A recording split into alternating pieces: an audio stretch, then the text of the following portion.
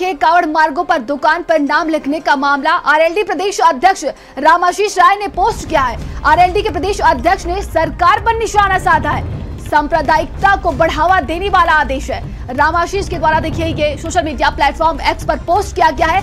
नाम और धर्म लिखना गैर संवैधानिक है। अनुचित आदेश को वापस ले प्रशासन। रामाशीष राय के द्वारा देखिए ये सोशल मीडिया प्लेटफॉर्म एक्स पर लिखा गया है। तो मुजफ्फरनगर में कांवड़ यात्रा को लेकर जो निर्देश दिए गए थे दुकानदारों को लेकर, अब देखिए आरएलडी के बताया जा रहा है कि उनकी तरफ से ये पोस्ट किया गया है। तो अनुचित आदेश को वापस ले प्रशासन। तो कांवड़ मार्गों पर दुकान पर नाम लिखने का ये पूरा मामला है।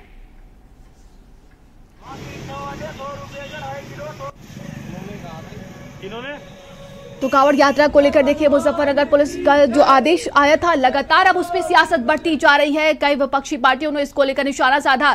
तो वहीं देखिए आरएलडी की तरफ से भी सोशल मीडिया प्लेटफॉर्म एक्स पर आज पोस्ट किया गया है। रामाशीष राय ने पोस्ट करते हुए कहा है कि इस आदेश को वापस ले प्रशासन। तमाम तरह की बड़ी बातें भी उन्होंने लिखी है।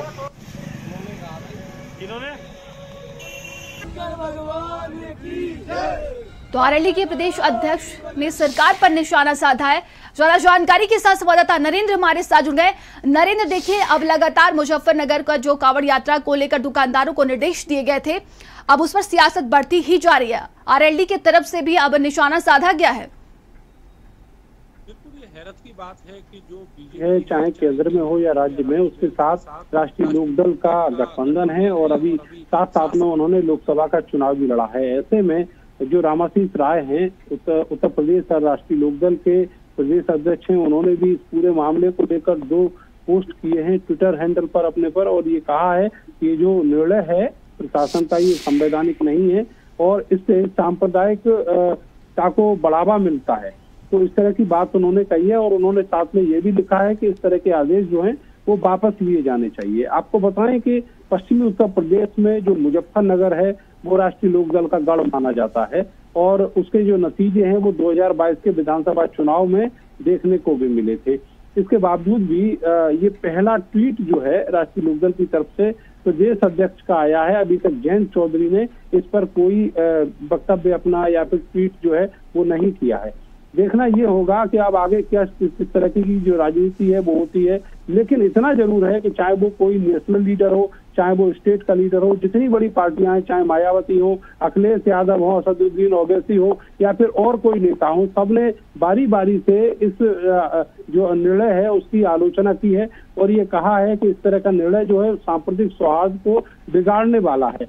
और इसी तरह की चीजें जो है वो जब आप मुजफ्फरनगर में जाएंगे तो एक लकीर सी आपको खिंची हुई दिखेगी। मैं खुद वहां पर गया और मैंने देखा कि किस तरीके से एक समुदाय की पहचान कराने के लिए इस तरह का आदेश जो है वो जारी किया गया है। ठेली हो, रेहड़ी हो या फिर चाहे छोटे ढाबे हो, उन सब पर ये कहा गया है कि आप अपना नाम बिल्कुल स्पष्ट रूप से लिखिए कि आप हैं कौन।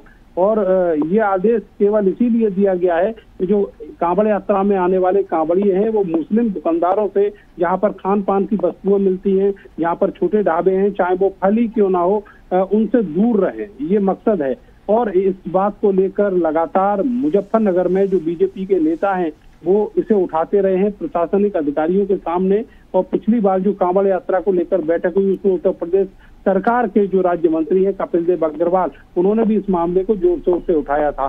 तो इस आदेश का जो परिप्रेक्ष्य है वो ये माना जा रहा है कि निश्चित तौर पर जो बीजेपी की सरकार है या उनके मंत्री हैं, उनके इशारे पर इस तरीके का आदेश किया गया है। आपको बताएं ये कोई पहली बार कांवड़ यात्रा का आयोजन नहीं हो रहा है। इससे पहले भी सैकड़ों बार कांवड़ यात्राओं का आयोजन हुआ है और पिछले 5 से 7 साल में जब मुख्यमंत्री योगी आदित्यनाथ की सरकार है तो तब भी कांवड़ यात्राओं का आयोजन हुआ है और निर्बाध कांवड़ यात्राएं यहाँ से निकली हैं।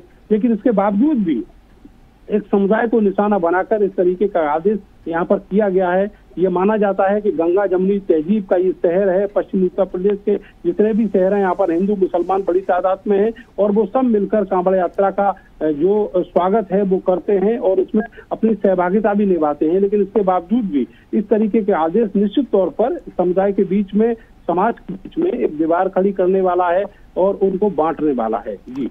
जी बिल्कुल नरेंद्र, ये देखने वाली बात होगी कि जो फरमान जारी किया गया है वो वापस लिया जाता है या नहीं, क्योंकि लगातार देखिए इसको लेकर राजनीति बढ़ती ही जा रही है। बिल्कुल नंदिनी, ये जो आदेश है निश्चित तौर पर ऐसा है कि इसको वापस लिया जाना चाहिए कि अब जो आवाजें हैं वो और संगठनों से भी उठने लगी हैं। भारतीय किसान यूनियन के जो राष्ट्रीय प्रवक्ता हैं राकेश टिकैत, उन्होंने भी इसके विरोध में अपने सुर बुलंद किए हैं। इसके अलावा स्थानीय जितने भी नेता हैं उन सब ने इस आदेश की आलोचना की है और ये कहा है कि ये आदेश जो है वो हर तरीके से समाज को बांटने वाला है दो धर्मों के बीच में। तो जो यहाँ पर जो सामाजिक समरसता है, जो धार्मिक अलग अलग धर्म के जो लोग यहाँ पर रहते हैं उसके बावजूद भी लोग किस तरीके से इकट्ठा होकर सब आयोजनों को मनाते हैं, तो ये कहीं ना कहीं निश्चित तौर पर समाज को बांटने वाला है और इसीलिए इसको वापस लिया जाना चाहिए। लेकिन जिस तरीके की चीजें पुलिस विभाग से निकल कर आ रही है, दिख रही है, सूत्र बता रहे हैं, उसको देखकर नहीं लगता कि इस आदेश को वापस लिया जाएगा, क्योंकि सरकार की जो मंशा है वो इस आदेश को वापस लेने की नहीं है। शायद इसीलिए एक एक अधिकारी के जुबान से ये बात कहलवाई जा रही है। कल जो डीआईजी है सहारनपुर के अजय सानी, उन्होंने भी इस संबंध में आदेश दिया, लेकिन उन्होंने बजाय ठेली रेहड़ी वालों के उन्होंने कहा कि इस तरीके के आदेश पहले भी होते रहे हैं और किसी तरीके का माहौल ना बिगड़े, इसलिए ये ढाबे वालों को, होटल वालों को कहा गया है कि वो अपना नाम और वहां पर जो आप सामान बेच रहे हैं उसका डिटेल मीनू और जो रेट लिस्ट है वो स्पष्ट रूप से अपने दुकान के सामने, दुकान के बाहर अंकित करें। तो कुल मिलाकर सबसे बड़ा सवाल ये है कि इस तरीके के आदेश की जरूरत क्यों है, और जो कांवड़ी आते हैं उनके लिए बहुत सारे जो कांवड़ शिविर हैं वो भी लगते हैं, बहुत सारे भंडारे लगते हैं। इसके अलावा मैं नहीं समझता कि फलों के अलावा उनको कहीं कोई चीज खरीदने की जरूरत पड़ती होगी। पूरे पश्चिमी उत्तर प्रदेश में करीब 15 दिन तक जो नॉनवेज की दुकानें हैं, ठेलियां हैं, छोटी रेहड़ियां हैं और छोटे छोटे जो स्टॉल लगते हैं खाने पीने के, वो सब बंद रहते हैं। उनको स्ट्रिक्टली बंद कराया जाता है और ये आज से नहीं कई वर्षों से हो रहा है। लेकिन सवाल ये है कि इस तरीके का आदेश बीजेपी नेताओं की नजर में अपने नंबर बढ़ाने के लिए मुजफ्फरनगर के एसएसपी ने दिया है, या फिर उनका इसके पीछे और कोई मकसद है, या वो वाकई जिस तरीके के आरोप उनके ऊपर लग रहे हैं, बड़े बड़े नेता जो हैं वो ये कह रहे हैं कि ये समाज को बांटने वाला आरोप है, सांप्रदायिकता बढ़ाने वाला आरोप आदेश है। तो कहीं ना कहीं उनका मकसद जो है वो स्पष्ट होना चाहिए और सरकार को इस पूरे मामले में अब हस्तक्षेप भी करना बहुत जरूरी होगा। जी, तमाम जानकारी के लिए बहुत बहुत धन्यवाद आपका। चलिए आगे बढ़ते हैं, खबर हापुड़ से।